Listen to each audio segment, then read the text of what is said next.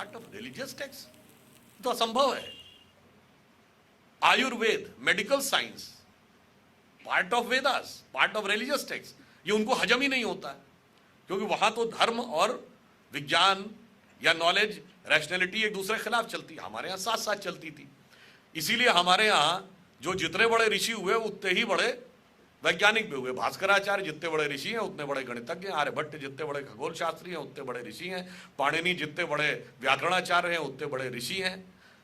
कोई कॉन्फ्लिक्ट ही नहीं है। वहां कॉन्फ्लिक्ट है। क्यों? विद्या का कॉन्सेप्ट अलग, शिक्षा का कॉन्सेप्ट अलग, धर्म का कॉन्सेप्ट अलग, मैथमेटिक्स का कॉन्सेप्ट अलग।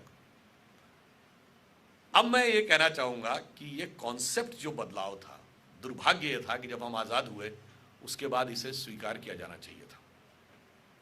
मगर इन विचारों को आज कोई कहे सब extreme right wing fundamentalist ideology है। जबकि मजेदार बात यह है कि जिसको राइट विंग फंडामेंटलिस्ट कहा जाता है, ये डेफिनेशन इंडियन पॉलिटिक्स में हर 20 साल में बदल जाती है। जैसे अभी उन्होंने कहा कि कुछ चीजें ऐसी थी जो लगता असंभव, ऐसा कभी होगा भी। बिल्कुल ये सच है। आप पिछले 100-125 साल का भारत का इतिहास देखिए। 1885 में कांग्रेस बनी। जब 1905 में लोकमान्य तिलक ने पूर्ण स्वराज की बात कही तो लोगों ने कहा राइट विंग फंडामेंटलिस्ट है, एक्सट्रीमिस्ट है, क्या बात कर रहा है।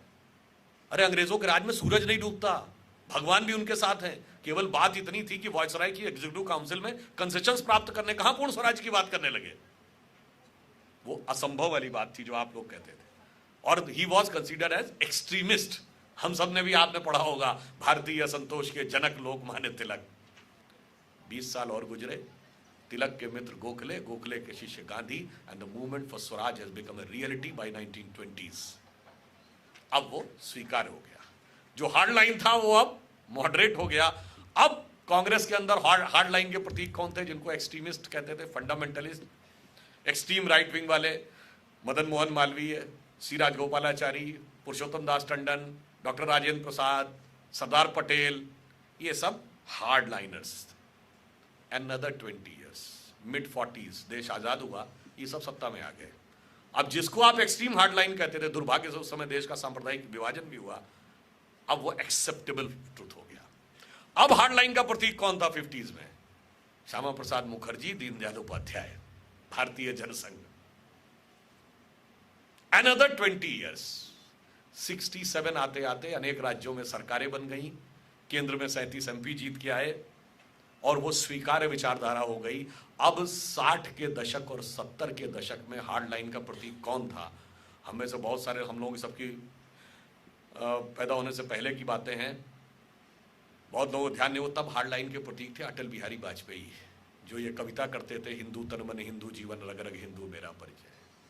और 20 साल गुजरे, 90 का दशक आया, अटल जी स्वीकार्य हो गए। अब हार्ड लाइन के प्रतीक थे अडवाणी जी। कहा गया अरे ये क्या बात कर रहे हैं, मंदिर को लेकर भी कोई राजनीति हो सकती है, तो असंभव है। और 20 साल गुजरे, 2010 का दशक आया, अडवाणी जी भी स्वीकार्य थे। अब हार्ड लाइन के प्रतीक थे मोदी जी।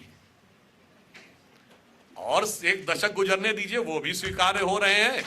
और ये तय मानिए, ये देश की जो धारा है वो राइट डायरेक्शन में बढ़ रही है। It is moving in the right direction. और ये मतलब फैक्ट है, इसमें कहीं कोई कंफ्यूजन की बात नहीं है। Entire changing of the politics is going in that direction. अब 2014 में जो एक बहुत बड़ा डिसीजन हुआ कि 30 साल के बाद किसी को क्लियर मेजॉरिटी की सरकार मिली, तो ये बदलाव सिर्फ सरकार बदलने के लिए नहीं था,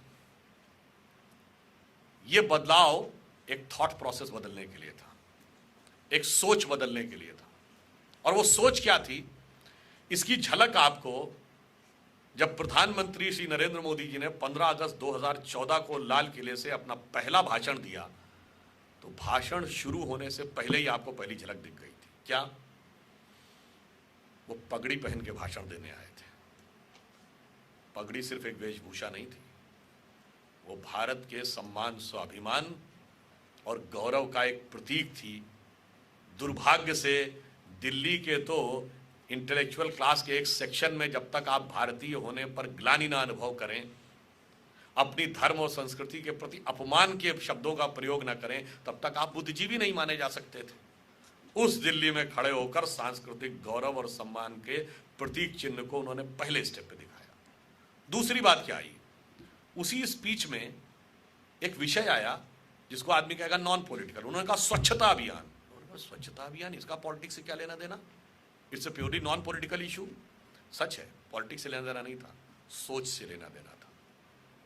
क्योंकि अगर आपको व्यवस्था बदलनी है तो सरकार के साथ समाज और सोच भी बदलना होगा। और आप देखिए उसका कुछ ना कुछ तो प्रभाव अवश्य आया है कि हम और आप कभी जा रहे हो, हमारे हाथ में कोई पेपर हो, कोई रैपर हो, पैदल जा रहे हो, स्कूटर मोटरसाइकिल में जा रहे हो, अपनी गाड़ी में जा रहे हो, पहले जितनी सहजता से किसी भी सड़क पर चलती हुई किसी भी जमीन पे फेंक दिया करते थे, आज ठिठक जाते हैं लोग, कहते हैं रुक जाओ, कोई डस्टबिन दिखेगा तो वहां डालेंगे।